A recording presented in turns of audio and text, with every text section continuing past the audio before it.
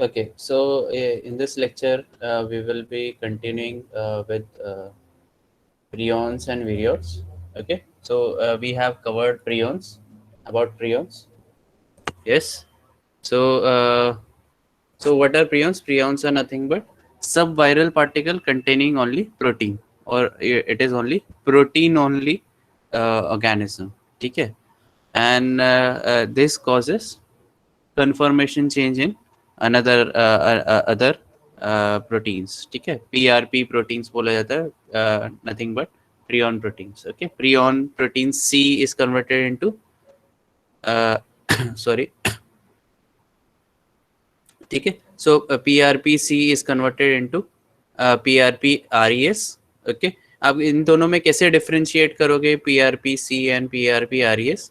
Obviously जब आप इसको ये प्रोटीन को ऑटोक्लेव करोगे फॉर 15 मिनट्स ऑल्सो, ये डिग्रेड हो जाएगा. ठीक है, but if you autoclave this protein, it is highly stable and highly resistant to various chemical and autoclaving, various chemical or physical methods of sanitization. Okay, so even it resists autoclave for even 1 hour also.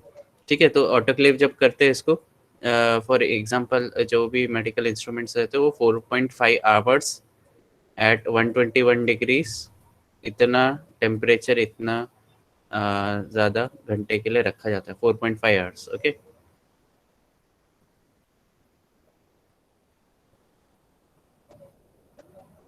Okay,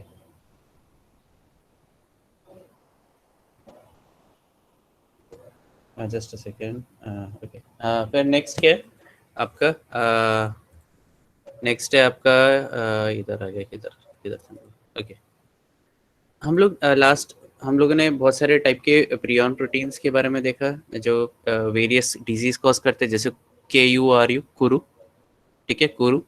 फिर हम लोगों ने देखा CJD, which is nothing but iatrogenic infection, जो hospital acquired रहता है, hospital के जो इन्फेक्टेड इंस्ट्रूमेंट्स रहते, वही दूसरे पेशेंट में, मतलब एज इन स्टरलाइज करने के बावजूद भी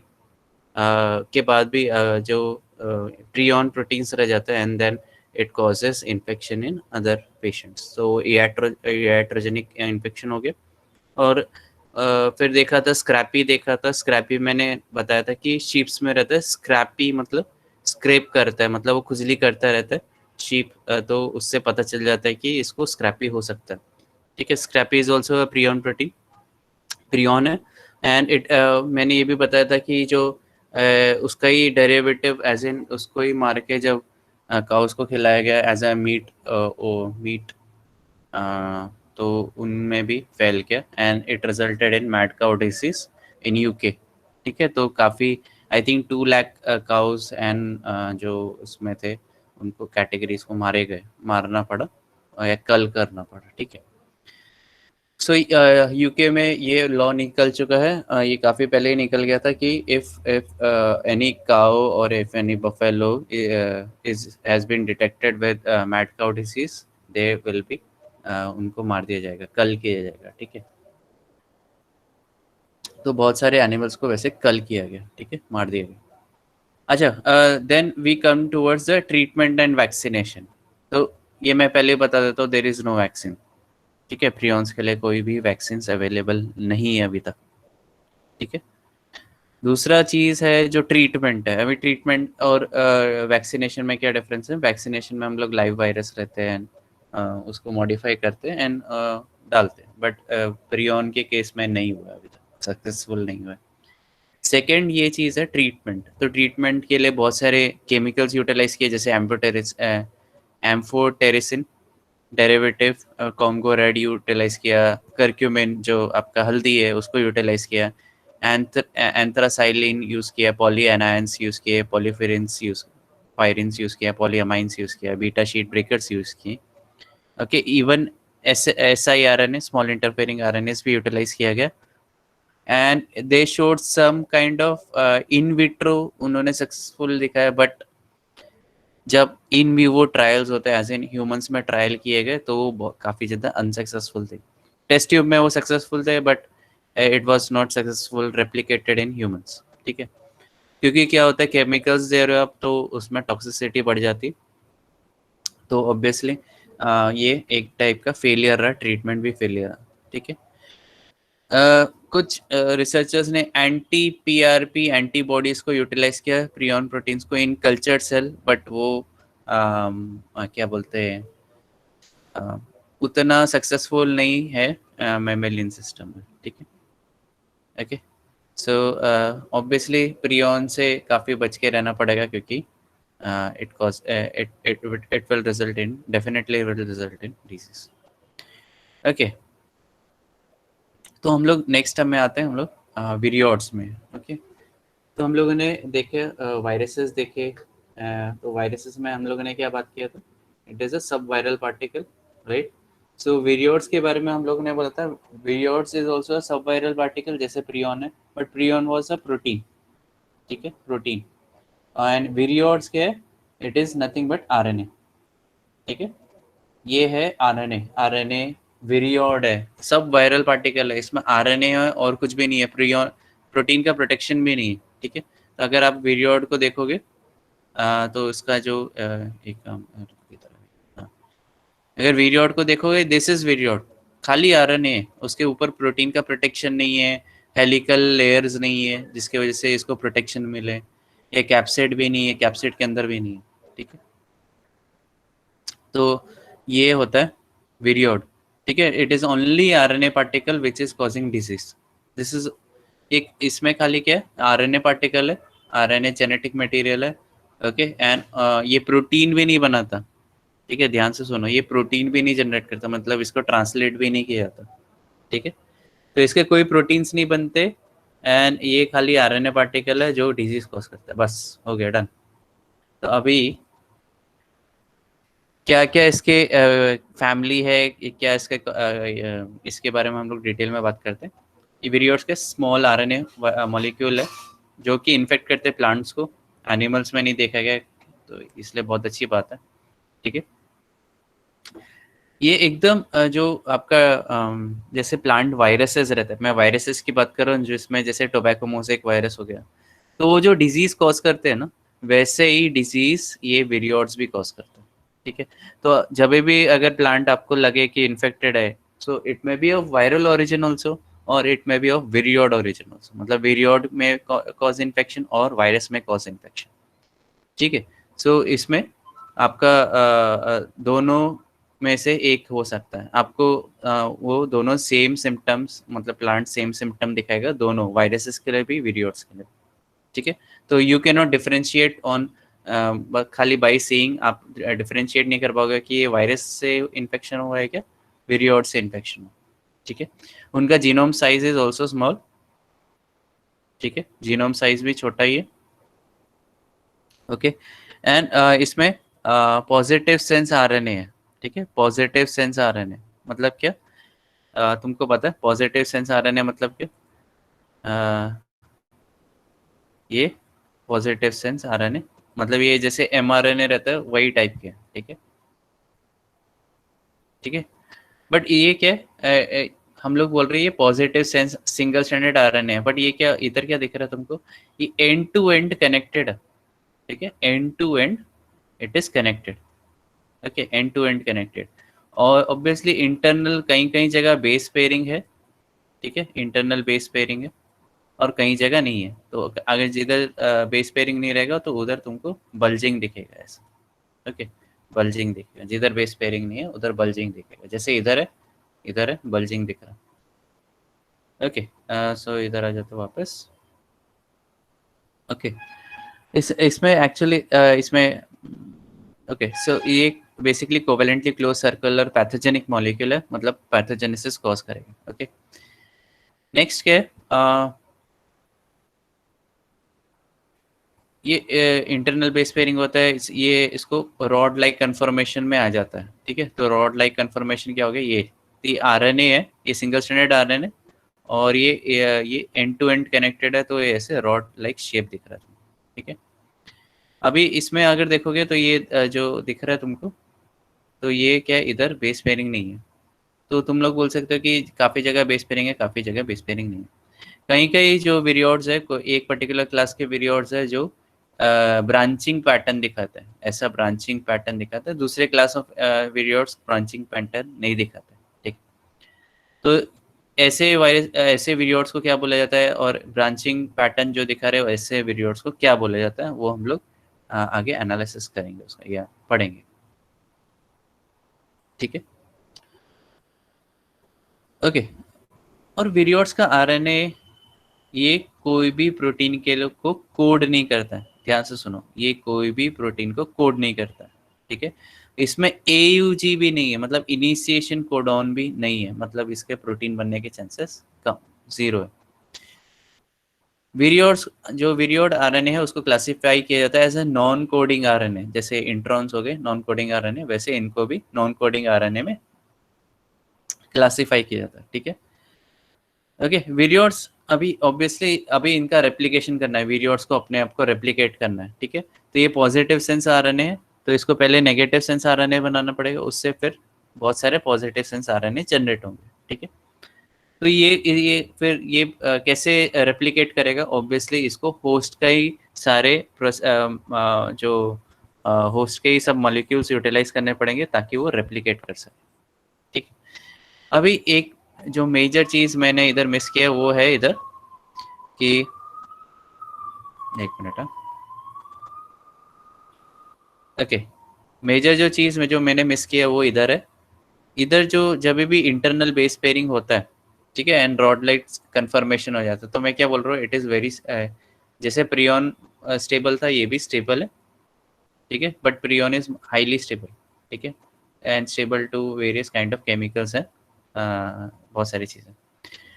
अभी ये जब कन्फर्मेशन आ जाता है ना, कन्फर्मेशन में आ जाता है, एंड टू एंड कनेक्ट हो जाता है, जैसे ये स्टार्टिंग है और ये एंड है, जब एंड टू एंड कनेक्ट हो जाता है तब ये जब सेकेंडरी स्ट्रक्चर में आ जाता है तो it is highly resistant to RNAs। तो व्हाट इज RNAs, मतलब क्या होता है, जो RNA मॉलिक्यूल को तोड़ देता है उसको RNAs बोला जाता है, ठीक है। ओके, जो RNA मॉलिक्यूल को तोड़ देता है उसको RNAs प्रोटीन बोला जाता है। वैसे ही आता है DNAs जो DNA को तोड़ता है, ठीक है। ओके, प्रोटीनेस जो प्रोटीन को तोड़ता है, ठीक है, समझ रहे। ओके, सो आरएनएस जो प्रोटीन है, जब इसको इस पे अप्लाई करेंगे, विरियोड में अप्लाई करेंगे, तो विरियोड विल नॉट बी डैमेज्ड, ठीक है, क्योंकि जो विरियोड है वो उसने डबल स्टैंडर्ड फॉर्म में आ चुका है, ये इसने एंड टू एंड कनेक्ट किए, ठीक है। ओके, एंड काफ़ी ज़्यादा स्टेबल है, इसलिए आरएनएस इस पे एक्ट नहीं कर पाएगा, ठीक है, एक्ट नहीं कर पाएगा।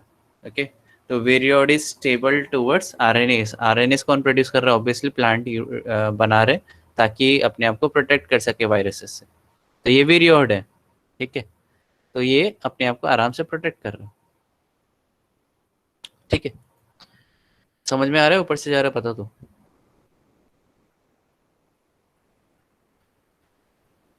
यस, समझ में आ रहा है। ओके, किसी को रिपीट चाहिएगा तो बता देना, ठीक है। नेक्स्ट है, अभी हम लोग क्लासिफिकेशन पे आ गए हैं, ठीक है, क्लासिफिकेशन में आ गए हम लोग। सो क्या है, टू फैमिली ऑफ विरियोड्स है, दो टाइप की फैमिलीज है विरियोड्स में, ए अवसुन विरियोडे एंड पॉस्पी विरियोडे, ठीक है।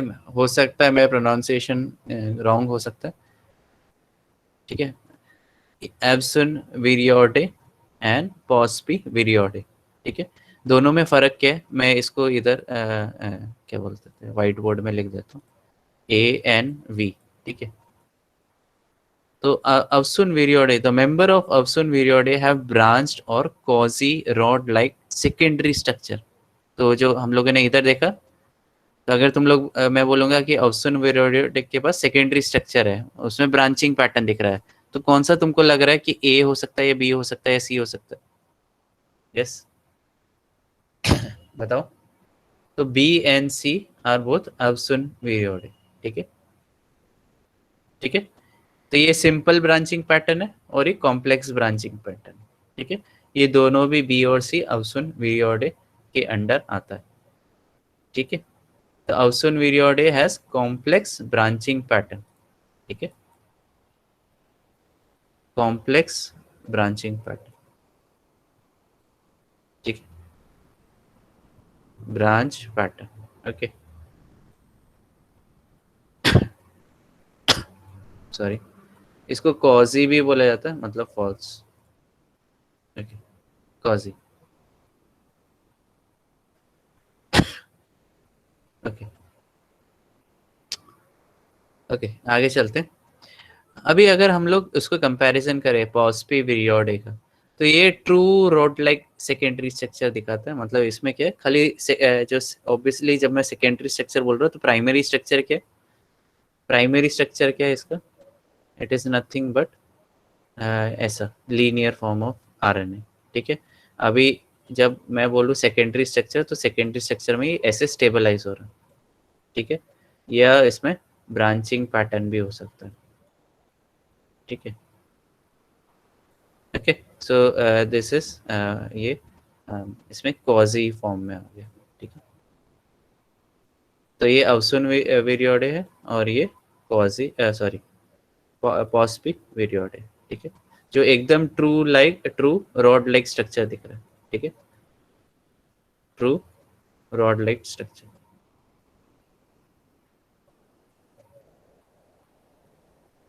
ओके,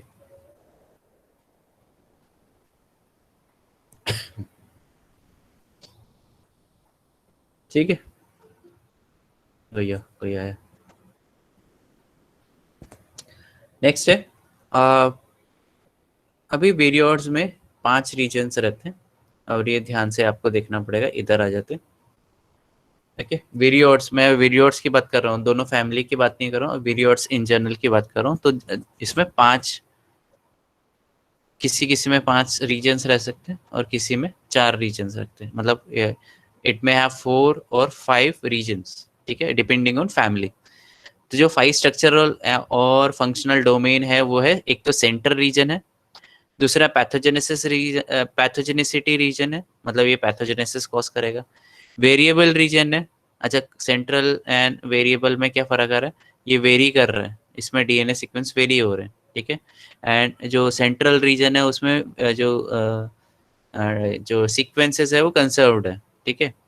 एंड टर्मिनल डोमेन्स है T1 और T2, ठीक है, ये 2 टर्मिनल डोमेन है। तो 2 टर्मिनल डोमेन, एक सेंट्रल डोमेन, एक पैथोजेनेसिटी डोमेन और एक वेरिएबल डोमेन, टोटल हो गए 5, ठीक है।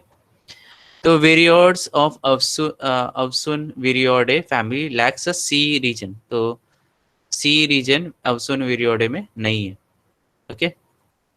सो इसमें हम लोग देखेंगे, तो जो एक तो उसके पास कॉम्प्लेक्स ब्रांचिंग पैटर्न है, बट इट लैक्स, क्या लैक कर रहा, इट लैक्स सेंट्रल रीजन, ठीक है, सेंट्रल रीजन लैक करता है। बट अगर हम लोग पॉस्पी सॉरी पॉस्पी विरियोडे वी बोल, एक वे बोला पॉस्पी विरियोडे, अगर हम लोग देखेंगे, it consist of C region, ठीक है, ओके।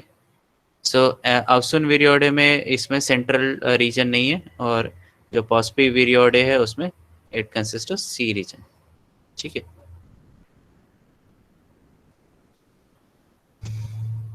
समझ रहे हैं कि ऊपर से जा रहा है, बता दो अभी।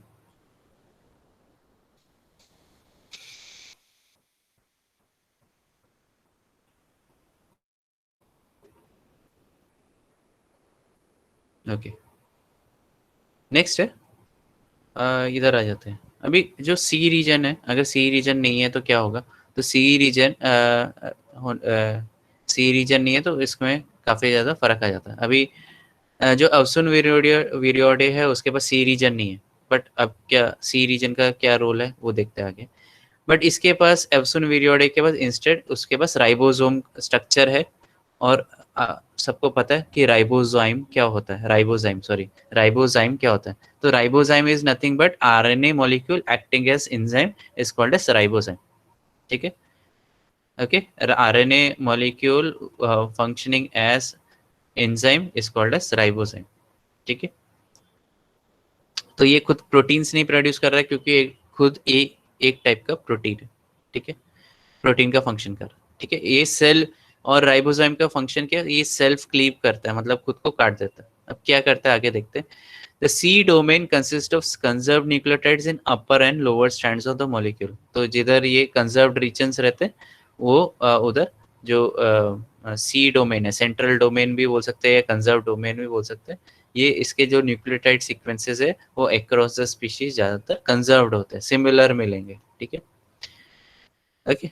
एंड सेकेंडरी स्ट्रक्चर जो है वो जो बल्ज आउट होते हैं in conserved C domain are critical for viroid replication and processing. जो सेकेंडरी स्ट्रक्चर रहता है इसमें जो सी डोमेन से ही आता है वो जो वेरियोड के रेप्लिकेशन एंड प्रोसेसिंग में काफी ज्यादा मेजर रोल प्ले करता है. ठीक है, हम नेक्स्ट आते हैं. तो सी डोमेन हो गया. तो सी डोमेन क्या है, आपका कंजर्व्ड रीजन है और कुछ उनके प्रोसेसिंग पावर्स रहते हैं. ठीक है, ओके. अगर पी सी रीजन नहीं है, जैसे अवसुन वेरियोडो में सी रीजन नहीं है, तो उसके पास ऐसे आरएनए है, मतलब ऑब्वियसली आरएनए मॉलिक्यूल ही है, but it will also act as a ribozyme. ठीक है, राइबोजाइम का भी काम करेगा और वो उसको अपने आप को खुद को सेल्फ क्लीव करेगा. नेक्स्ट है पी डोमेन. तो सी डोमेन हो गया. अभी आता है पी डोमेन. पी डोमेन क्या है, उसका नाम क्या है, पैथोजेनेसिटी. नाम से पता चल रहा है पैथोजेनेसिस कॉज कर रहा है. ठीक है, ओके. पी डोमेन क्या कॉज कर रहा है, पैथोजेनेसिस. तो ये पैथोजेनेसिस मतलब ऑब्वियसली जब वो प्लांट्स को इन्फेक्ट करेगा तो उसमें प्लांट्स में सिम्टम्स भी दिखाई देंगे और सिम्टम्स पी डोमेन की वजह से ही दिखता है. नेक्स्ट है वी डोमेन. वेरिएबल डोमेन है. ठीक है, और इसमें बहुत ज़्यादा वेरिएबिलिटी, मतलब सीक्वेंसेस में बहुत सारे चेंजेस आते हैं. ठीक है, और ये हम लोग को स्पीसिएशन में मदद करता है. ठीक है, जो क्लोजली रिलेटेड वेरियोड्स है उनमें डिफरेंशिएट करने में मदद करता है वी डोमेन. ठीक है, वेरिएबल डोमेन. अभी हम लोगों ने देखा तो हम लोगों ने देखा सी डोमेन देखा, पी डोमेन देखा, पैथोजेनेसिटी का, वेरिएबल डोमेन देखा. ठीक है, वी. ठीक है, नेक्स्ट है टर्मिनल डोमेन. उसको T1 और T2 बोला गया. ठीक है, अभी उसका क्या रोल है T1 एंड T2 का. ये इंटरचेंजेबल है and may play a role in viral movement, मतलब जंपिंग के लिए काम कर सकता है. ठीक है, एक जगह से दूसरी जगह शिफ्ट होना या चेंज होना, मतलब जैसे प्लांट में इन्फेक्ट किया वेरियोड ने तो एक ही सेल हो सकता है. ठीक है, एक सेल इन्फेक्ट हुआ बट बाकी के आजू बाजू के सेल्स इन्फेक्ट नहीं हुए. तो जो टी डोमेन है वो आपको ये इसका इन्फेक्शन फैलाने का पूरे प्लांट में या पूरे लीफ में फैलाने का काम करेगा टी डोमेन. ठीक है, ओके. इसको दूसरा अगर बोलना है तो ट्रांसपोर्ट डोमेन भी बोल सकते हैं. ये ट्रांसपोर्ट करता है वेरियोड को from one region to another region. ठीक है, तो इसको टी डोमेन बोलेंगे. ओके.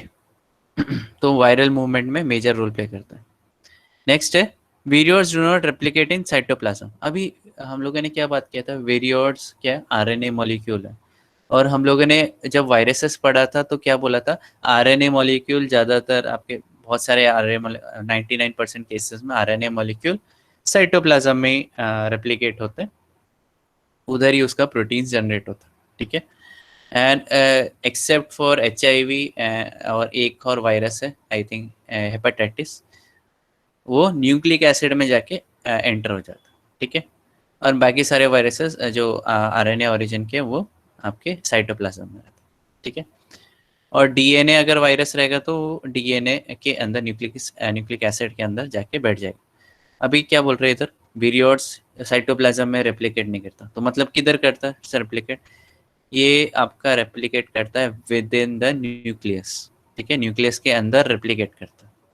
ठीक है, तो ये आरएनए वायरस है और ये न्यूक्लिक आरएनए मतलब वेरियोड है, RNA containing only RNA virus है, and it infects nucleic acid. तो ये न्यूक्लिक एसिड के अंदर आता है.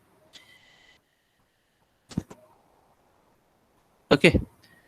तो ये जो आरएनए वायरसेस जैसे फैलता है from one cell to another cell, from like plasmodesmata, तो वैसे ही ये वेरियोड्स है, उसमें भी सेम मूवमेंट्स दिखता है, ठीक है। ये भी मूव करता है न्यूक्लियर पोर, ठीक है। अभी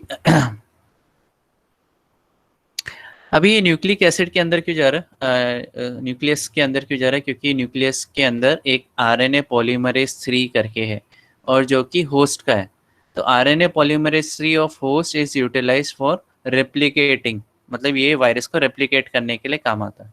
अभी ये इधर ध्यान दो, जो इधर हम लोगों ने बात की है, ये जो आरएनए वायरस है, ठीक है, ये आपका क्या है, पॉजिटिव स्ट्रैंड है, और ये पॉजिटिव सिंगल स्ट्रैंड आरएनए, ठीक है।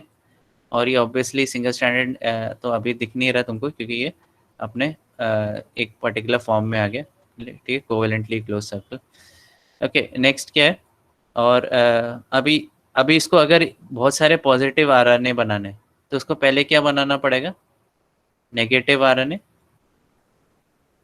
ठीक है, नेगेटिव सिंगल स्ट्रैंडेड आरएनए, ठीक है। एंड इससे ही फिर इसको ही रोलिंग सर्कल मैकेनिज्म के थ्रू बहुत सारे पॉजिटिव आरएनए जनरेट होंगे। समझ रहे कि ऊपर से क्या? यस, समझा कि ऊपर से क्या? ठीक है, वायरस क्या पॉजिटिवली पॉजिटिव सेंस का है, ठीक है। वापस मैं बता रहा हूँ, वायरस क्या है, सॉरी वेरियोड क्या है, पॉजिटिव सेंस का है, ठीक है। अभी उसको रेप्लिकेट करना है और पॉजिटिव सेंस बनाना है, तो पॉजिटिव सेंस से डायरेक्ट पॉजिटिव सेंस नहीं जनरेट होगा ना, पहले नेगेटिव सेंस जनरेट होगा, फिर नेगेटिव सेंस का ही कॉम्प्लीमेंट्री पॉजिटिव सेंस जनरेट होगा, ठीक है। Okay, so negative positive sense से नेगेटिव सेंस, एंड फिर उसका कॉम्प्लीमेंट्री पॉजिटिव सेंस जनरेट होता है, और बहुत सारे कॉपीज बनाने रहेंगे तो obviously viroid rolling circle mechanism employ करता है, ठीक है, rolling circle mechanism of replication, ठीक है। अब समझ में आया कि ऊपर से गया?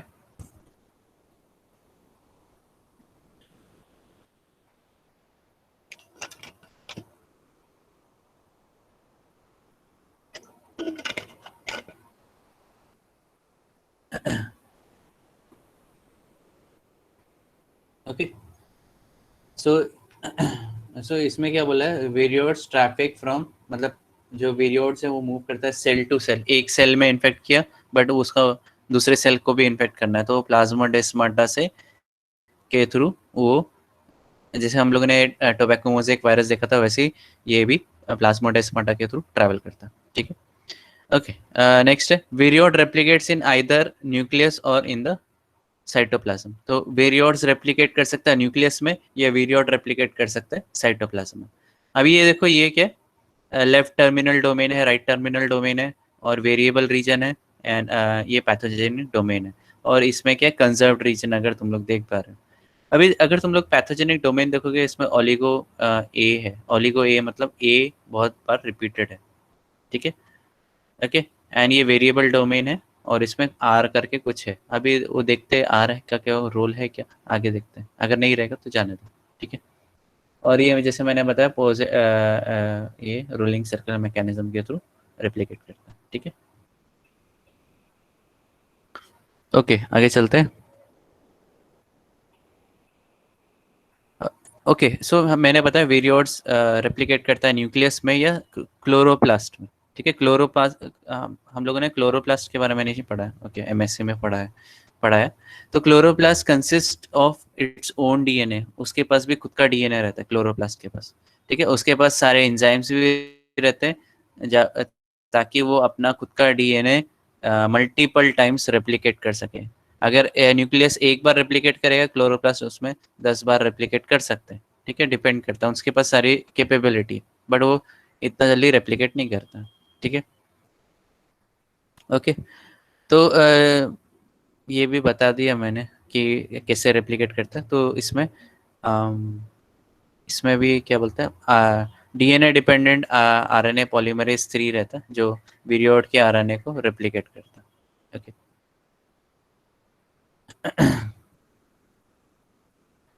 अच्छा, ये प्रपोज किया गया है कि जो रेप्लिकेशन है वो रोलिंग सर्कल मैकेनिज्म के थ्रू है, ठीक है, एंड मल्टीपल कॉपीज इससे जनरेट होते हैं सिंगल स्टैंडर्ड वाले, ठीक है। एंड ये जो है जैसे ये पूरा एक पूरा स्टैंड बनाता है और फिर इधर कट्स आता है, ठीक है, इधर पॉजिटिव स्टैंड में कट आता है। तो कट कौन करता है, क्योंकि इधर तो प्रोटीन दिख नहीं रहा, तो ये कट करता है ये वाले आरएनए, मतलब ये आरएनए जो आपके genomic RNA, genomic as an मतलब वीरियोड है, तो वीरियोड के पास ऐसी कैपेबिलिटी है कि वो एंजाइम के जैसे वर्क करे और इसको कट कर देता है। तो इसको सेल्फ क्लीवेज रिएक्शन बोलते हैं और ये वीरियोड के एक्शन के थ्रू होता है, ठीक है। ओके, सो इसमें ये बेसिकली एक टाइप का राइबोजाइम है, ओके। नेक्स्ट क्या, इसमें क्या बोला, viroid stand of positive polarity localize in nucleolus and nucleoplasm of host, and viroid of negative polarity are localize only to nucleoplasm. Nucleoplasm भी एक जगह है जिधर आरएनए जनरेट होता है, ओके। तो न्यूक्लियोप्लाज्म में ये चला जाता है। नेक्स्ट क्या, more than 40 viroid species and variant have been characterize. तो 40 से ज़्यादा वीरियोड्स को रिकग्नाइज किया गया, ठीक है, उसके बारे में डिटेल स्टडी की गई और ये पता लगाया कि वो 15 क्रॉप डिजीज को कॉज कर सकते हैं। तो जो क्लासिकल वेरियोड है, it is found only in plants, ठीक है। Human hepatitis delta virus, RNA contains a viriod like region and a secondary structure that has similar property of viriod। तो हेपेटाइटिस जो हेपेटाइटिस डेल्टा है, ठीक है, वो उसमें भी ऐसा विरियोड RNA जैसे प्रॉपर्टी है, ओके, और वो भी रेप्लिकेट करता bye rolling circle mechanism, okay. तो ये ध्यान दो कि जो विरियोड है वो it is without any covering, protein covering नहीं है, वो खाली RNA मॉलिक्यूल है, ठीक है, और it is infectious in nature, मतलब पैथोजेनेसिस कॉज करता है, ओके।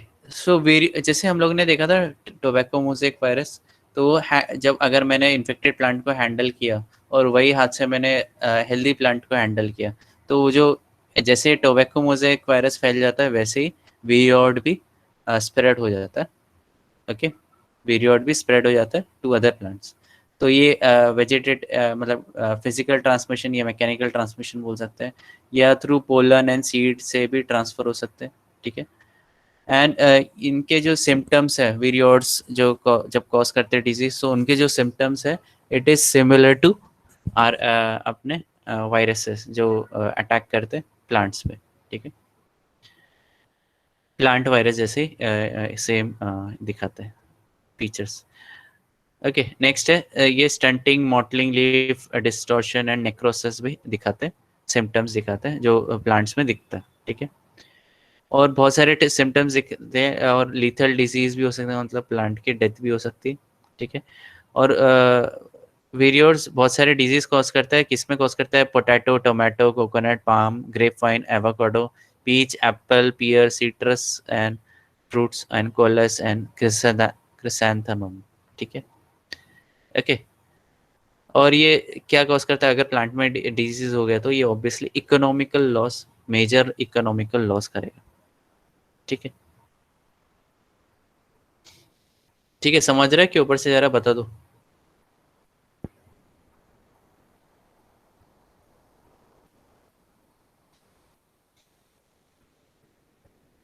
ओके। नेक्स्ट क्या है, पोटैटो स्पिंडल ट्यूबर वेरियोड। तो PSTVD बोला जाता है, वी नहीं बोलेंगे क्योंकि वायरस है, VD बोलेंगे तो क्योंकि वीरियोड है, ठीक है। और ये फर्स्ट वीरियोड था जिसको कैरेक्टराइज किया गया, अच्छे से कैरेक्टराइज किया गया, और ये किसने कैरेक्टराइज किया गया, आपका डाइनर, ठीक है, और जो प्लांट पैथोलॉजिस्ट था, ठीक है, और ये बंदा US का है, ओके। एंड अच्छा, इसमें ये भी देखा गया जो इसी कॉज क्या कॉज करता है, पोटैटो स्पिंडल ट्यूबर विरियोड। तो ये जो पोटैटो का शेप रहता है, कैसा शेप रहता है पोटैटो का, कैसा रहता है पोटैटो का शेप, अगर देखोगे तो ऐसा कुछ रहता है, ठीक है, या अगर ऐसा रहता है ना, ऐसा रहता है। ओके, तो ये जब potato spindle tuber virus, viroid, sorry viroid बोल वायरस बोल रहा हूँ, विरियोड होना चाहिए।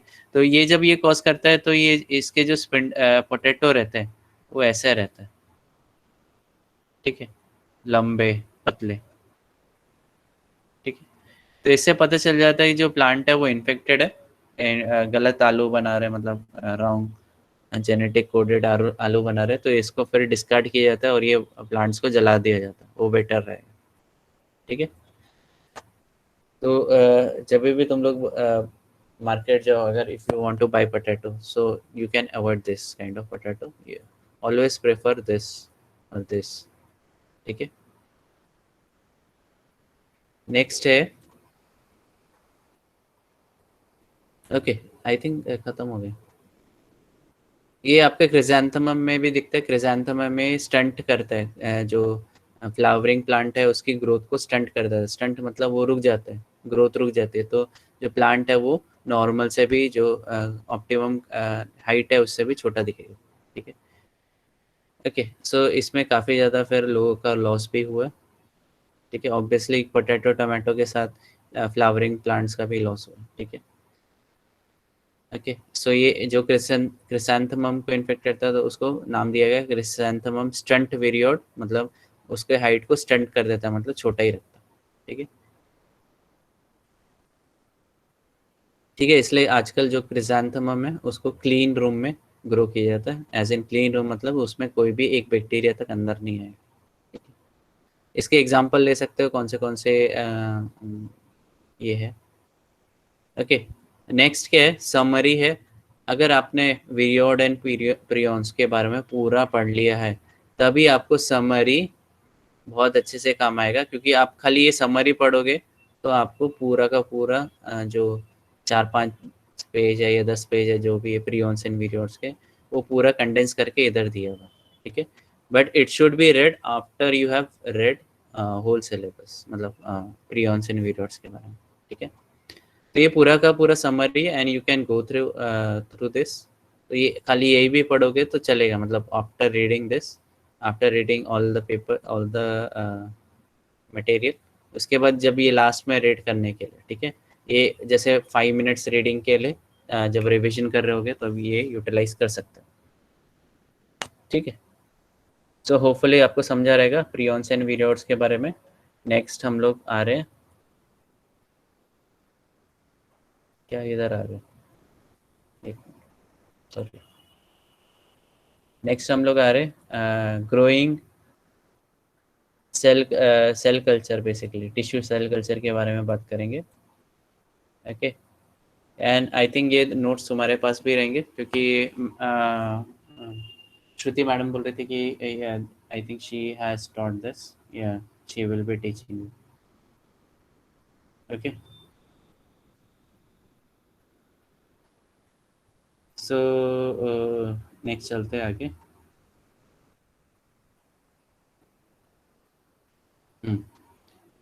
Okay, so we are moving to one of the previous topic, जिसमें जो आपका टिश्यू कल्चर के बारे में डिटेल में बताया। So approximately we will be completing with unit 3 and unit 4, except for एक टॉपिक रह जाएगा जो कि प्लाज्मा, सॉरी लैम्डा फाज का रेगुलेशन है, and that itself is a 2 lecture का topic. So I will try to cover it up in half an hour और so, ठीक है, 40 मिनट्स में हो जाएगा। सो नेक्स्ट लेक्चर के लिए एंड अभी जो ये लेक्चर में मुझे कंप्लीट करना है वो इंस्ट्रूमेंट्स के बारे में, ठीक है। एनिमल जब सेल कल्चरिंग करते हैं तो कौन से इंस्ट्रूमेंट्स रिक्वायर्ड रहता है, ठीक है। तो एनिमल सेल कल्चर के लिए हमेशा याद रखो, पहले जो लैमिनार यूटिलाइज होता था, laminar air flow, air flow, but अभी क्या हुआ है, it has been switch to use of bio safety standards, ठीक है। अभी बायो सेफ्टी BS यूज़ किया जाता है, BS 1, 2, 3, ठीक है, एंड 4 तक भी जाता है। तो ये एकदम सिमिलर है लैमिनार एयर फ्लो। तो लैमिनार क्या होता है, दो चीज़ों को बचाता है, क्या क्या किसको बचाता है, एक तो जो अंदर जो काम चल रहा है उसको बचा सकता है, या मेन जो उसका जो जिसको बचाना है वो है ऑपरेटर, जो मतलब जो काम कर रहा है ऑपरेटर है उसको मेन बचाना रहेगा, मतलब it protects it's operator and it protects less efficiently the media और जो भी इंस्ट्रूमेंट्स इसके अंदर रखे गए रहेंगे उसको कम से कम प्रोटेक्शन देता है, ज़्यादा प्रोटेक्ट नहीं करता। ठीक है, अभी there is a difference between laminar air flow and biosafety cabinets, तो कोई बता सकता है कि दोनों में डिफरेंस है क्या? यस,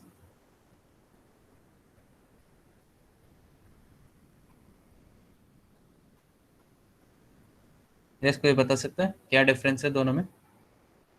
सो जब लैमिनार और बायोसेफ्टी कैबिनेट्स की बात करें तो बायोसेफ्टी कैबिनेट में क्या होता है, एयर इज री यूटिलाइज, जो प्योरीफाइड एयर है उसको वापस यूटिलाइज किया जाता है, जो फ्लो हो रहा है 95% रेट में, एंड उसको वापस फिल्टर करके वापस उसको पर्ज किया जाता है। ठीक है, तो एंड तो जो laminar air flow and biosafety cabinet के जो दो मेन फीचर है क्या है कि एक तो ऑपरेटर को बचाना, जो मतलब टेक्नीशियन काम कर रहा है, और दूसरा मीडिया को बचाना।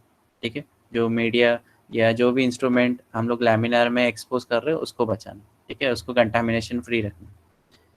तीसरा जो मेजर रीज़न है जो डिफरेंशिएट करता है बायोसेफ्टी कैबिनेट को लैमिनार से, जो जो बायोसेफ्टी कैबिनेट है जब वो हवा छोड़ देता है इन्वायरमेंट में, तो उसमें क्या होता है, the environment is also free from any contamination.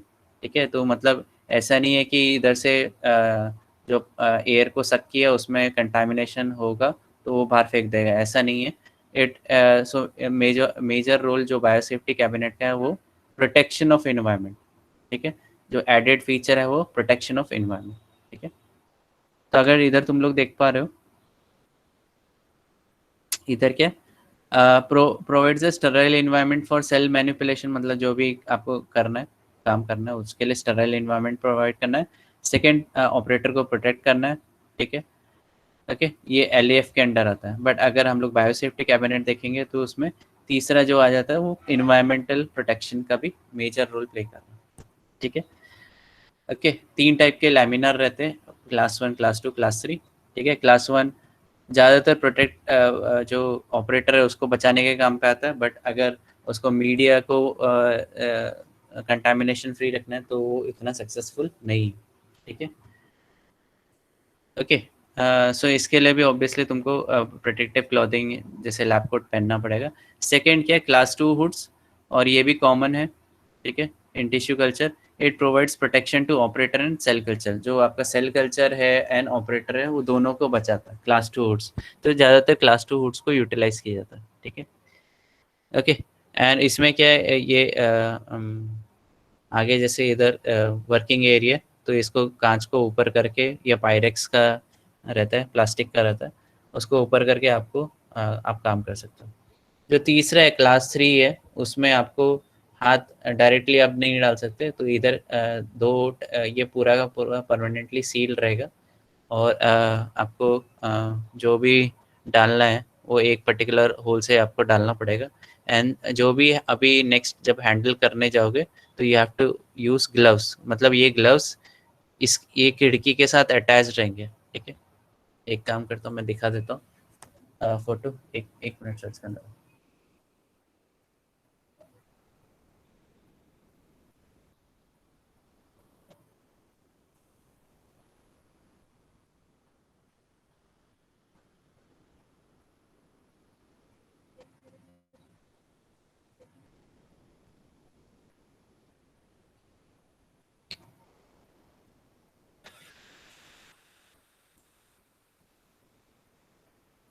Okay, सो इधर देख लो।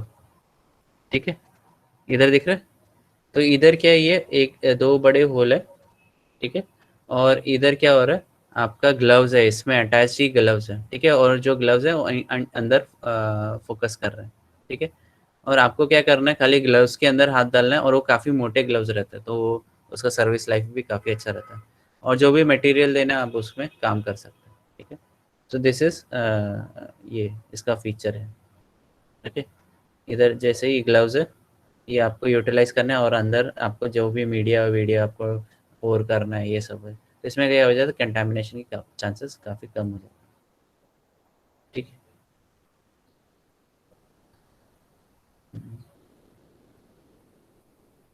एक मिनट।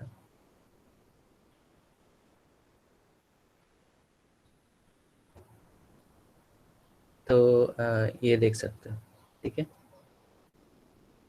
ओके, सो ये तुमको इधर दिख रहा रहेगा, ये ग्लव्स है। ठीक है, ये ग्लव्स है, इधर दिख रहा है। यस, ये ग्लव्स है, और ये इधर अंदर काम करना है। ठीक है। ओके, सो इधर से जो ये रेड वाला दिख रहा है, वो उधर से एयर को सक करता है, और वो इधर से छोड़ देता है अंदर से, या ऊपर से छोड़ देता है। ठीक। तो ये एस्को का इज वेरी गुड कंपनी। ठीक है। और देखो मल्टीपल यूजर्स रहेंगे तो ऐसा दिखेगा।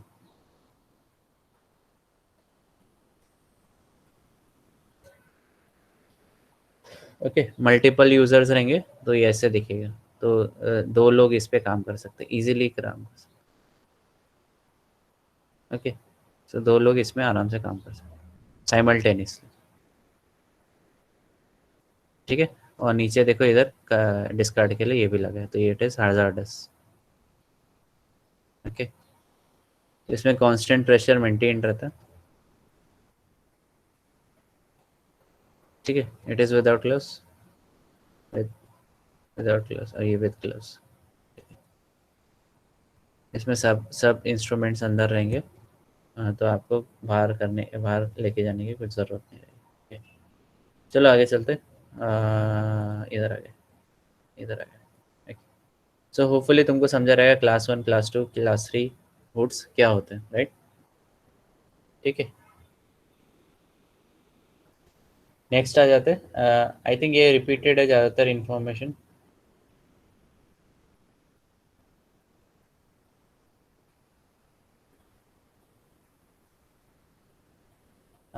नेक्स्ट है कार्बन डाइऑक्साइड इनक्यूबेटर। और क्या होता है carbon dioxide incubator? What is carbon dioxide incubator? तो इसमें जो इंक्यूबेटर रहता है वो नॉर्मल आपके जो माइक्रो लैब में इंक्यूबेटर्स रहते हैं उससे कंपेयर मत करो। ठीक है, वो ये दोनों अलग है। वो ड्राई इंक्यूबेटर है। ड्राई इंक्यूबेटर मतलब उसमें ये कॉइल्स रहते हैं और वो गर्म होते हैं और वो एक पर्टिकुलर टेम्परेचर में आके रुक जाता है। ठीक है, और वो टेम्परेचर को मेंटेन करता है। वेरस जो कार्बन डाइऑक्साइड इंक्यूबेटर रहता है, ये 5-6 गुना नहीं, 5 लाख का एक इंक्यूबेटर आता है, छोटा वाला। ठीक है, तो ये काफ़ी महंगा रहता है। और इसमें क्या होता है कि it consist of water jacket. ठीक है, तो वाटर जैकेट रहता है। अरे भाई नीचे चल। ओके, सो इधर वाटर जैकेट रहता है, इसमें पानी डाल के उसको मतलब ये वाटर जैकेट ये पूरा उसको कंट्रोल करता है, हीटिंग एलिमेंट्स को कंट्रोल करता है, उसका टेम्परेचर मेंटेन करके रखता है। ठीक है, प्लस इसमें क्या रहता है, ये टेम्परेचर मेंटेन के लिए रहता है, और इसमें कार्बन डाइऑक्साइड एडिशनली डाली जाती है। और जो टोटल एटमॉस्फेयर का जो कंटेंट है कार्बन डाइऑक्साइड का, वो 5% मेंटेन किया जाता है। अगर आप देखोगे इन्वायरमेंट में करीबन का जो कार्बन डाइऑक्साइड है, वो पहले आई थिंक 10 to 20 ईयर्स पहले वो 0.003 था, अभी 0.004 हो गया। ठीक है, एंड इट इज सिग्निफिकेंट। अभी इसमें देखोगे जो टिश्यू कल्चर के लिए 5% कार्बन डाइऑक्साइड मेंटेन करना पड़ता है, क्योंकि it is an optimum condition where जो सेल लाइन आराम से ग्रो हो सकते हैं। ठीक है, और ज़्यादातर ये किसके लिए कार्बन डाइऑक्साइड, ये कैंसर सेल लाइन्स ग्रो करने के लिए बहुत अच्छा इन्वायरमेंट है। ठीक है, और अगर तुम लोग इसमें इसके जगह कार्बन डाइऑक्साइड के जगह ऑक्सीजन डालोगे तो कैंसर सेल लाइन ग्रो नहीं कर पाएंगे। ठीक है, सो ये एक एक्सपेरिमेंट एज इन किसी ने किया था कि जो कैंसर माउस है, माउस सफरिंग फ्रॉम कैंसर, उनको प्योरीफाइड ऑक्सीजन पर्च कर रहे थे। तो इट वाज मतलब ऑब्जर्वेशन से पता चला कि कैंसर इफेक्टिवली रिड्यूस हो रहा था। ठीक है। ओके, तो हम लोग जो कार्बन डाइऑक्साइड इनक्यूबेटर हम लोग ज़्यादातर सेल लाइंस के लिए यूज़ करते हैं। ठीक है, इसमें वाटर इनलेट भी है, वाटर आउटलेट भी है, मतलब वाटर का कंटिन्यूस फ्लो भी है, जिसकी वजह से ये पूरा टेम्परेचर मेंटेन होता है, ठीक है। नहीं तो आप क्या कर सकते हो, अंदर ह्यूमिडिटी भी मेंटेन करनी है तो आप एक ट्रे ले सकते हो, उसमें पानी डाल सकते हो और उसमें थोड़ा सा एसडीएस डाल के उसको क्या बोलते हैं आपको अंदर इसके अंदर डाल दिया, तो एसडीएस क्यों डाल रहे हो, वो एंटी फंगल एक्टिविटी दिखाता है, ठीक है। ओके, डिटर्जेंट एसडीएस तो फंगस को मार देता है। नेक्स्ट है समझा कि ऊपर से है कि जा रहा है, ऊपर से जा रहा है तो बता दूं, समझ में आ रहा है?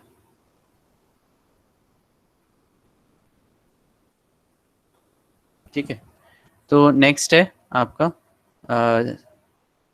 Centrifuge machine. So centrifuge machine हम लोग को high speed ultra centrifugation machine ही चाहिए जो कि 80,000 90,000 आरपीएम में चले, ठीक है।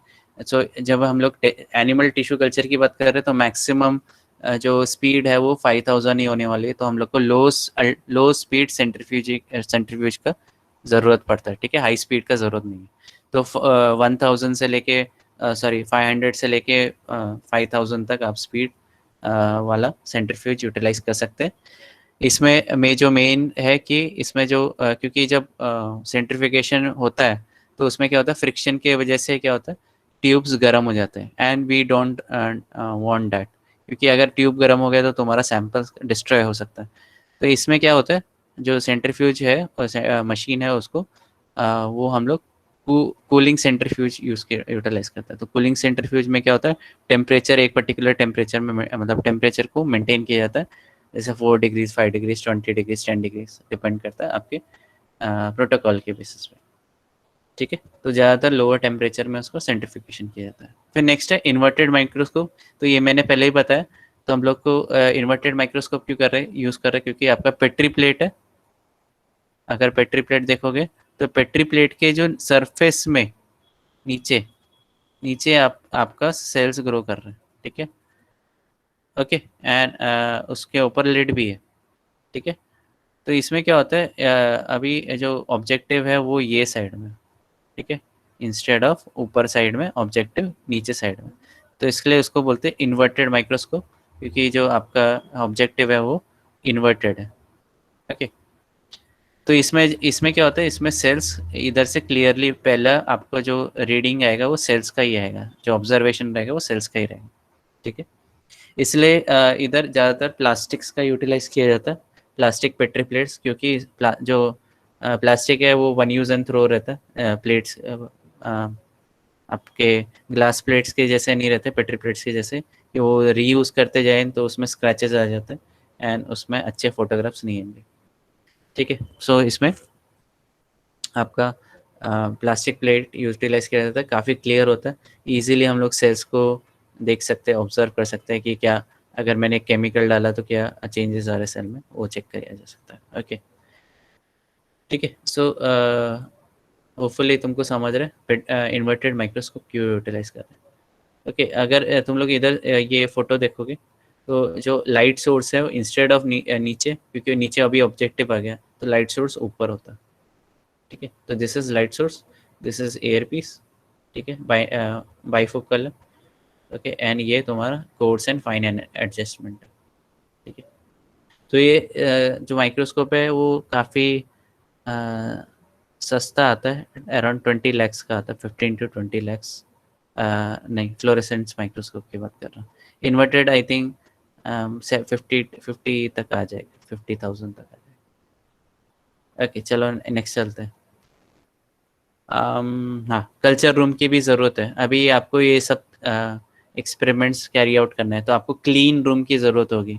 तो क्लीन रूम मतलब उसमें इसेंशियली कोई भी बाहर का कोई भी ऑर्गेनिज्म नहीं आना चाहिए, इवन फंगस और वायरस, या आपका फंगल हो गया, वायरस हो गया, बैक्टीरिया हो गया, इन तो अगर इस ये इन्फेक्शंस होते हैं तो आपका जो प्रोडक्ट या सेल्स है वो डिस्ट्रॉय हो जाएंगे, ख़राब हो जाएंगे, उसमें कंटामिनेशन आ जाएगा and you will cry of, ठीक है।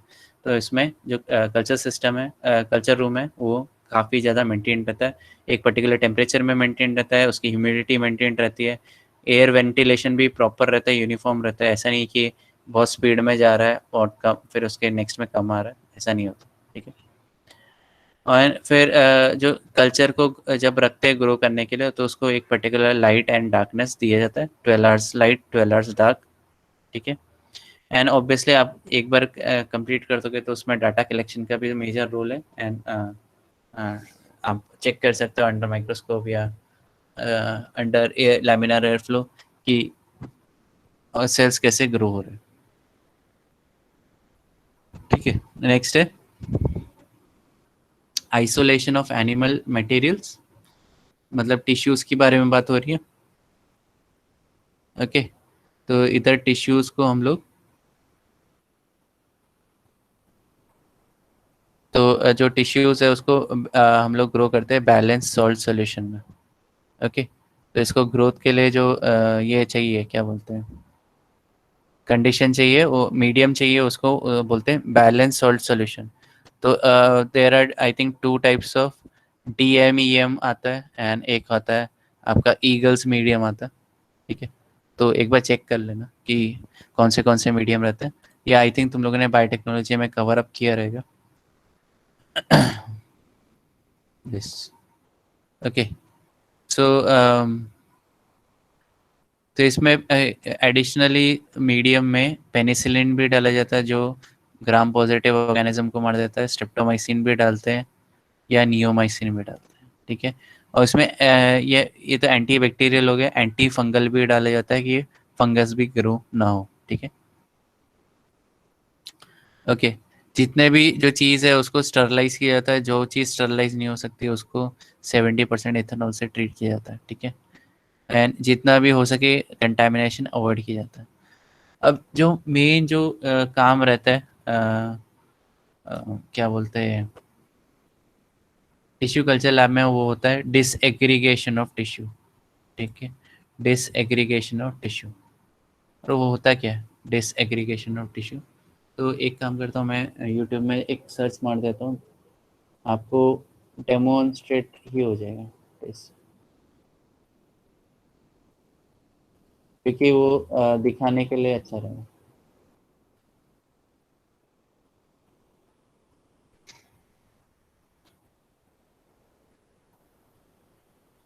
Just second.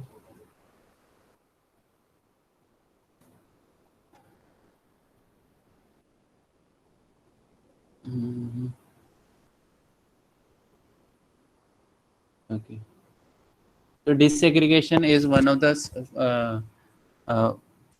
Steps, initial steps, जिसमें आपको सेल कल्चर को क्या बोलते हैं, सेल, जो सेल एक बार ग्रो हो गया, पूरा मोनोलेयर फॉर्म किया, उसके बाद आपको उसको डिसएग्रीगेट करके उसमें पसाज करना पड़ता है। तो it is one of the method of passaging, ठीक है। तो इसमें एक स्टेप में आपको डिसएग्रीगेशन करना पड़ता है। क्यों करना पड़ता है ये मैं एक बार तुमको इसमें वाइट बोर्ड में समझा देता हूँ, ठीक है। तो माइक्रोस्कोप क्यों यूटिलाइज करना है, आपको चेक करना है कि सेल्स ग्रो हुए कि नहीं हुए, ठीक है। आपको, आप जब इसमें ये पेट्री प्लेट में ग्रो, इधर इसको पेट्री प्लेट बहुत गहरा, ओके। सो पेट्री प्लेट में जब आप ग्रो कर रहे हो तो ये मोनोलेयर फॉर्म होता है, ठीक है, ओके। तो ये हो सकता है इधर कुछ फॉर्म हुआ, इधर कहीं फॉर्म हुआ, एंड इधर कहीं फॉर्म हुआ, ठीक है। तो इसमें अभी भी टाइम है ताकि वो ग्रो करे और पूरे प्लेट में फैल जाए, ठीक है, ओके। तो इसमें ग्रोथ मीडियम अवेलेबल है, ग्रोथ का स्पेस भी अवेलेबल है। तो हम लोग क्या करते हैं उसको, तब हम लोग हम लोग इसको सब कल्चरिंग नहीं करेंगे। बट एक बार मीडियम, जैसे फॉर एग्जांपल ये है, ठीक है, इसमें पूरा का पूरा मोनोलेयर फॉर्म हो चुका है, ठीक है, there is no space, there is no nutrient left. तो वो केस में आपको क्या करना पड़ेगा, उधर आपको सब कल्चरिंग करना या पसाजिंग करना इंपॉर्टेंट हो जाएगा, नहीं तो क्या हो जाएगा, सेल्स मरना चालू हो जाएंगे, ठीक है। तो इसमें आपको क्या करना पड़ेगा, इसको फिर ये जो मोनोलेयर फॉर्म हो चुका है, ठीक है, इसको आपको डिसएग्रीगेट करना पड़ेगा पहले, ठीक है, सेग्रीगेट करना पड़ेगा या डिसएग्रीगेट करना पड़ेगा।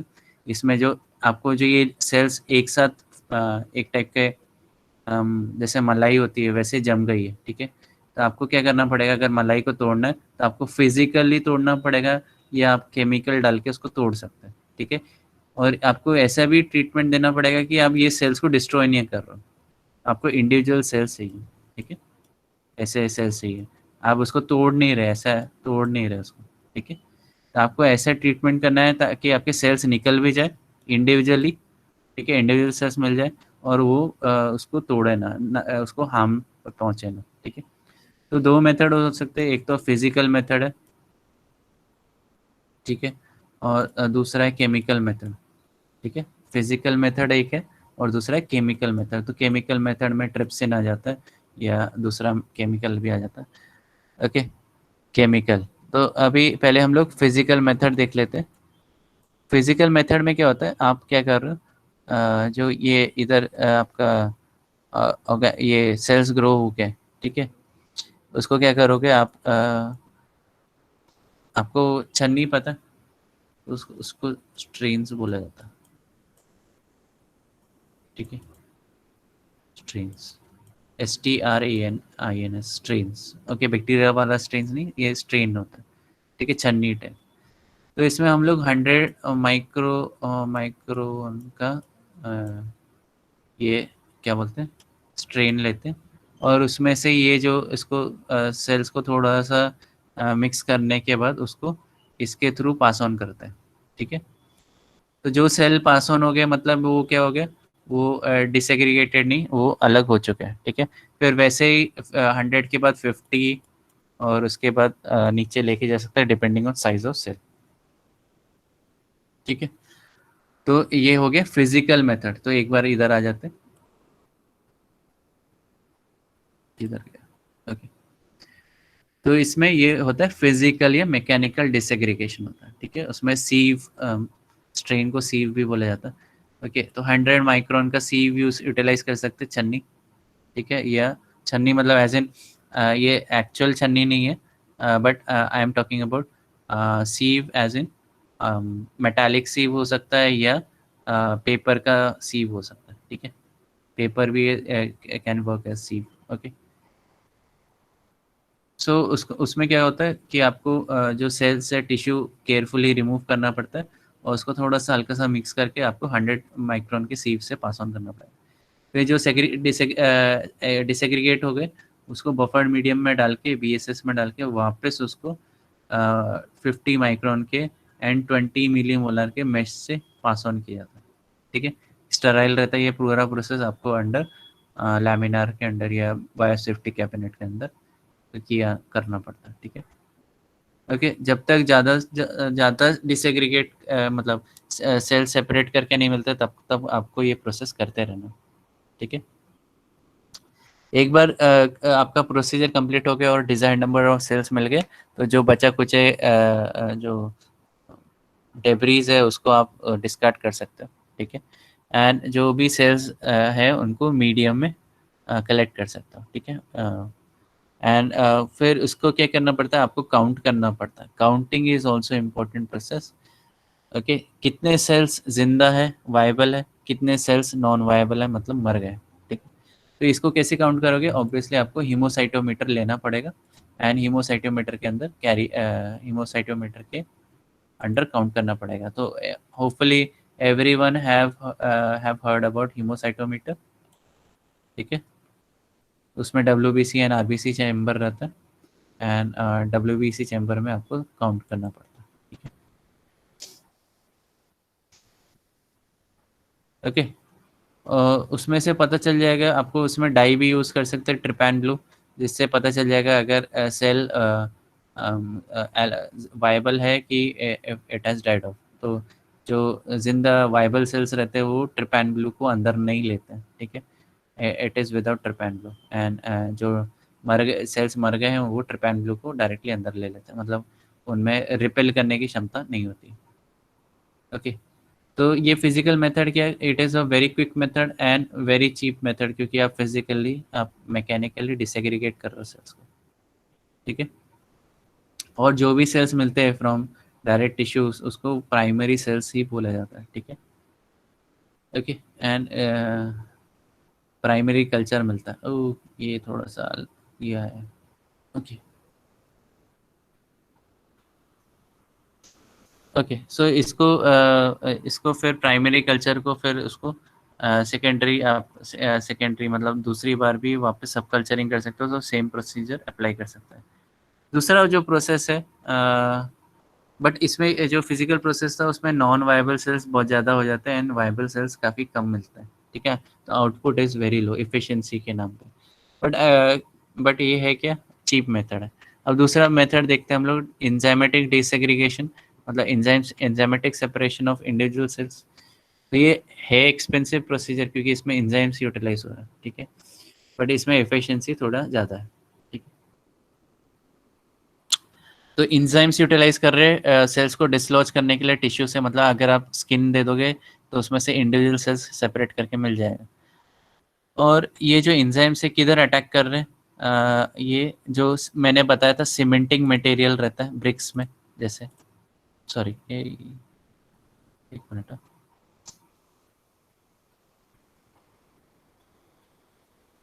ओके। सो जैसे मैंने बताया था इधर कि जो ब्रिक्स रहते हैं, इसको एज अ एनालॉजी ले लो सेल्स के जैसे, ठीक है। तो इसमें जो बीच में जो सीमेंटिंग मटेरियल रहता है, ठीक है, ये उसको तोड़ने के, जो सेल्स है जो कनेक्टेड है from one cell to another cell, तो उसमें जो कुछ सीमेंटिंग मटेरियल है उसको तोड़ने के लिए काम आता है। तो अगर ये सीमेंटिंग मटेरियल टूट जाएगा, पिघल के निकल जाएगा, तो this individual cells can be collected easily, ठीक है, इसको इजीली कलेक्ट किया जा सकता है, ओके। ओके, तो सीमेंटिंग मटेरियल को निकालने के लिए क्या यूटिलाइज होता है, इधर आ जाते हैं, कोलाजिनेस यूटिलाइज किया जा सकता है, ठीक है।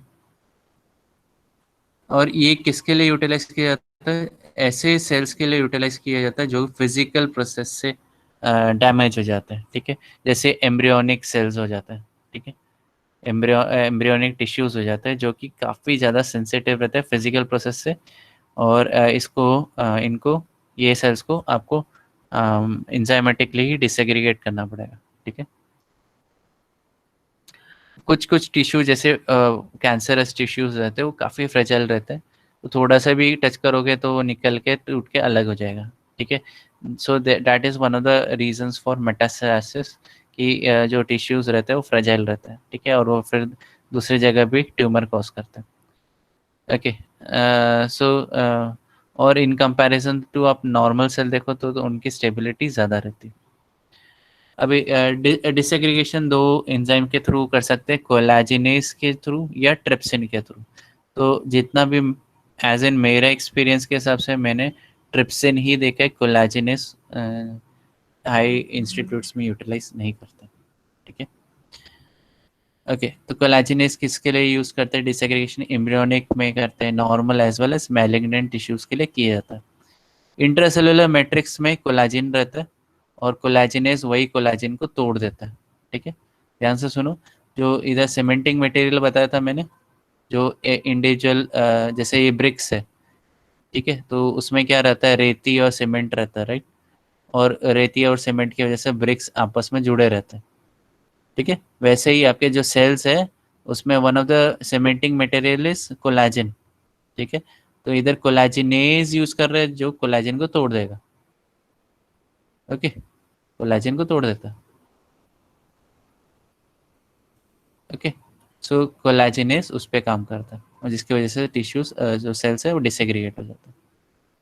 ये नॉर्मल और मैलिग्नेंट टिश्यूज दोनों के लिए यूटिलाइज होते हैं, ठीक है।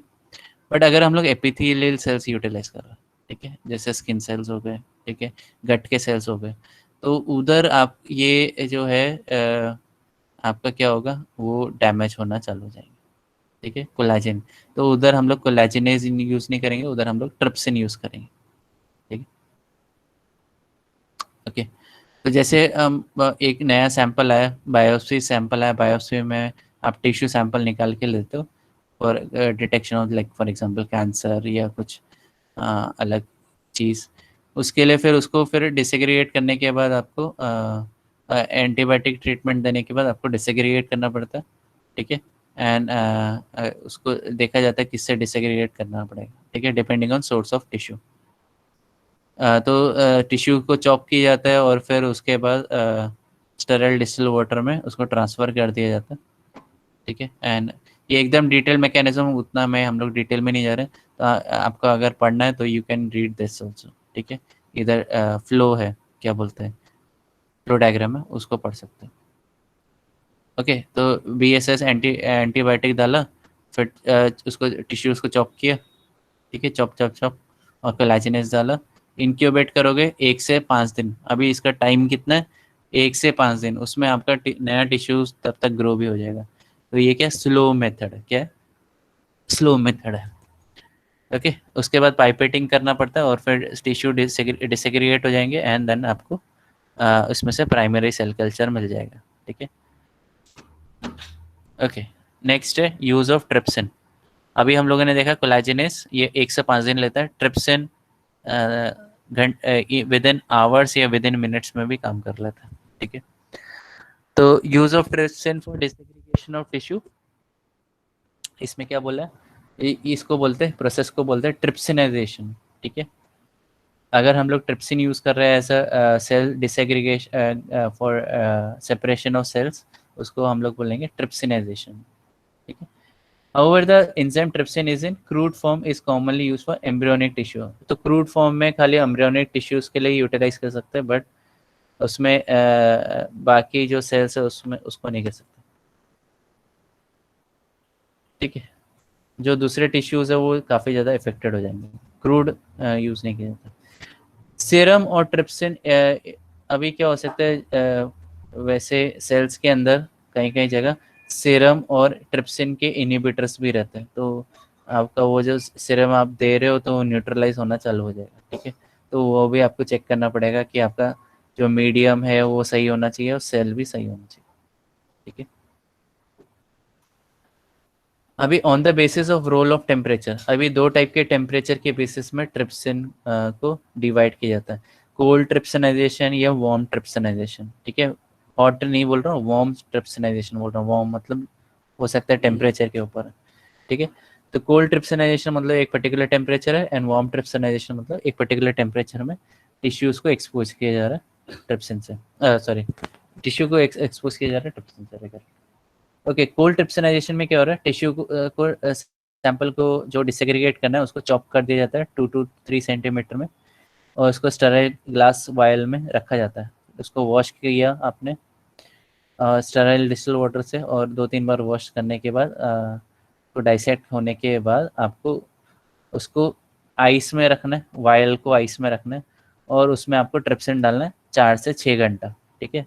4 to 6 hours, not 4 to 5 days, okay. 4 to 6 hours आपको ट्रिप्सिन में डालना है। इससे क्या होगा, जो कोल्ड है, कोल्ड की वजह से ट्रिप्सिन अंदर सीधा सीमेंटिंग मटेरियल पे अटैक करना चालू करेगा, ठीक है। ओके, फिर उसके बाद जो पूरा का पूरा टिश्यू है आफ्टर ट्रिप्सिन ट्रीटमेंट उसको इंक्यूबेट किया जाता है 36-37 डिग्रीज पे अप्रॉक्सीमेटली 20 से 30 मिनट, ठीक है। अभी क्या हो जाएगा, जो वायल में आपको दिखेगा कि जो सेल डिसेग्रीगेट हो चुके हैं, ठीक है, डिस्पर्स हो चुके, और पाइपेटिंग करोगे तो पूरा सेल्स डिस्पर्स हो जाएंगे, ठीक है। आपको काफ़ी अच्छी डेंसिटी के सेल्स मिल जाएंगे, ओके।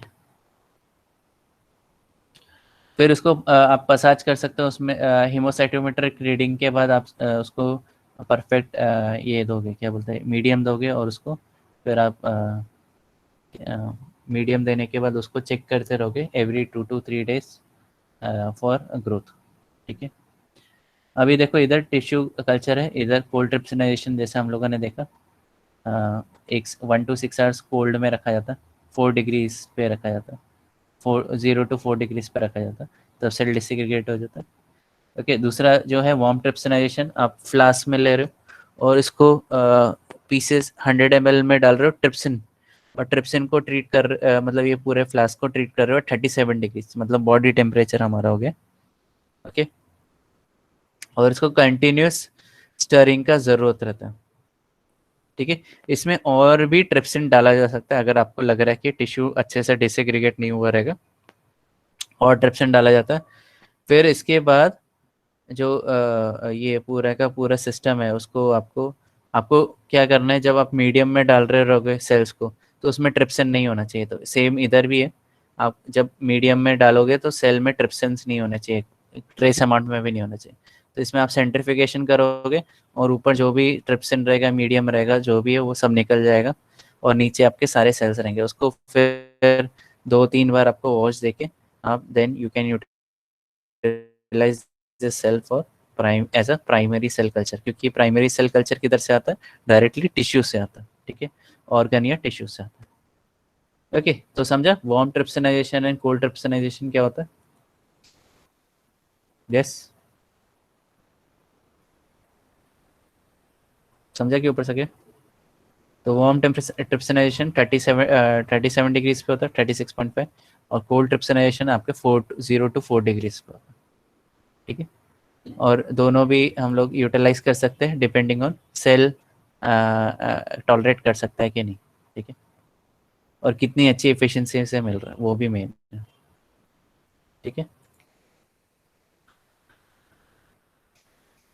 इसके ऊपर फिर सेल कल्चर्स के ऊपर है, सोमैटिक सेल है, कैंसर सेल है, प्राइमरी सेल, फिर कंटिन्यूस सेल लाइन। तो ये इनको क्रायो प्रिजर्व किया जाता है, जो भी सेल्स रहते हैं। प्राइमरी सेल्स को क्रायो प्रिजर्व नहीं कर सकते क्योंकि वो 100% के बाद वो डाई ऑफ हो जाता है, ठीक है। तो जो कैंसरस सेल लाइन्स है, कंटिन्यूस सेल लाइन्स है, उनको प्रिजर्व किया जा सकता है। अच्छा, कैंसर के दो मेन इम्पॉर्टेंट ये फीचर्स है। एक तो वो इमॉर्टल रहते हैं, ओके, इमॉर्टल रहते हैं, और ये जो कैंसर सेल्स रहते हैं वो इमॉर्टल रहते हैं, प्लस वो कंटिन्यूसली ये डिफ्रेंशिएट नहीं करते हैं, ठीक है। ये डिफ्रेंशिएट नहीं करता, मतलब एक ही सेल से दूसरे cell same to same cell मिलेगा। अगर एम्ब्रियोनिक सेल मिला तो एम्ब्रियोनिक सेल्स ही मिलेंगे, बट उसमें क्या है, आपके जेनेटिक अनस्टेबल रहता है काफ़ी ज़्यादा, तो वो ड्रॉबैक भी है, ओके, ठीक है। तो ये हम लोगों ने आई थिंक पढ़ चुके हैं सेल लाइन्स के बारे में, primary cell line, secondary cell line. तो this is one of the good books, तो इसको आप प्रेफर कर सकते हो प्राइमरी और सेकेंडरी कल्चर रीड करने के लिए, ठीक है। तो इसमें जैसे फाइनाइट सेल लाइन को हम लोग प्राइमरी सेल लाइन भी बोला जाता है, एंड कंटिन्यूस सेल लाइन मतलब इमॉर्टल जो सेल लाइन्स रहते हैं, कैंसर सेल लाइन्स, ठीक है।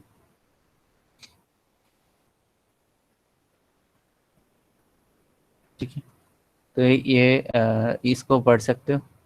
और कौन से बहुत सारे फैक्टर्स है जो सब कल्चरिंग को इफ़ेक्ट करते हैं, जैसे सरफेस अच्छा होना चाहिए, सूटेबल होना चाहिए, ठीक है, और आपका सीरम रिक्वायरमेंट के ऊपर भी डिपेंड करता है। कौन सा कैंसर सेल है तो लेस सीरम रिक्वायरमेंट रहेगा, प्राइमरी सेल कल्चर है तो उसका सीरम रिक्वायरमेंट काफ़ी ज़्यादा रहेगा, ठीक है। नेक्स्ट है आपको एडिटिव्स भी डालना पड़ सकता है, जैसे पेग हो गया, मिथाइल सेलुलोज हो गया, पॉलीविनाइल अल्कोहल हो गया, ठीक है। ये प्रोडक्ट या सेल जो physiology and product expression of cell aggregation should be arrested under both static and bioreactor. तो ये किसके लिए यूज़ किया जाता है? Protect freely suspended cells in cell culture from agitation और एरेशन डैमेज। तो ये जब एरेशन होता है जिसमें एयर पर्ज किया जाता है, एजिटेशन किया जाता है, ठीक है, तो उसकी वजह से सेल डैमेज हो सकता है, ठीक है। तो ये हम लोग इसमें पॉलीइथिलीन ग्लाइकोल या पेग या डेक्स्ट्रान डाल सकते हैं, जिसकी वजह से सेल्स को प्रोटेक्शन मिल जाता है, ठीक है। ऑब्वियसली ऑप्टिमम पीएच भी प्रोवाइड करना पड़ेगा 7 to 7.6 के अप्रोक्सीमेट, ठीक है। उसमें आप बाइकार्बोनेट्स डाल सकते हो मीडियम में, ताकि जो एल्कलाइन कंडीशंस मेंटेन रहे, ठीक है। और टेम्परेचर ऑब्वियसली आपको 37 डिग्रीज पे ग्रो करना पड़ेगा। ओके, होपफुली ये समझ में आया तुमको कि ऊपर से गया।